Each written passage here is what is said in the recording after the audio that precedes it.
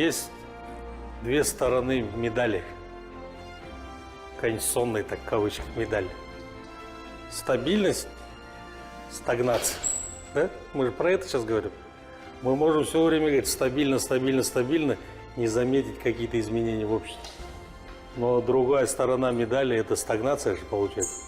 Вот чуть-чуть пришли к стагнации в 2022 году, взяли и поменяли, переформатировали. Взяли законные интересы общества, потребности граждан, да?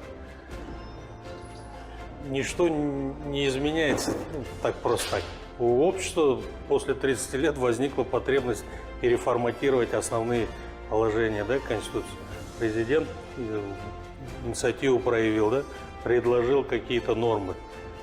Соответственно, на референдум вышли 5 июня, да, 2022, 8 июня был принят уже закон. НКС имеет главную цель – создать условия научно-правовые для эффективной работы Конституционного суда.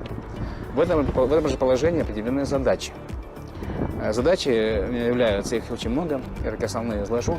Это выработка членами НКС научно обоснованных рекомендаций и предложений по вопросам обеспечения верховенства права, по вопросам прямого действия Конституции, вопросам развития конституционализма в стране, по вопросам конституционной идентичности, проведения в законодательстве конституционных ценностей.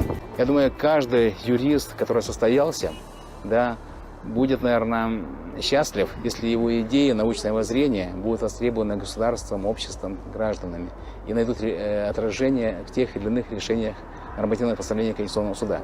Я считаю, это высший пилотаж и такая высочайшая степень оценки его научной деятельности, его вклада в развитие нашего права.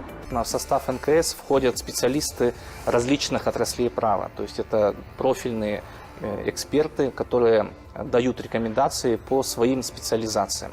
К примеру, в этом году был принят социальный кодекс, и специалисты в области трудового и социального обеспечения мы давали рекомендации по совершенствованию социального кодекса, по обеспечению социальных прав.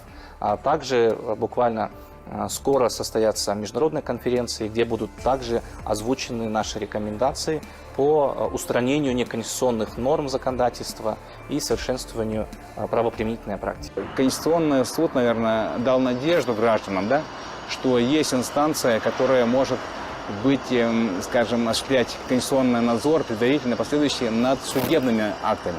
Деятельность Конституционного суда демонстрирует достаточно высокий уровень публичности, открытости и широкого вовлечения экспертного сообщества в процесс совершенствования конституционно-правового развития и обеспечения верховенства Конституции.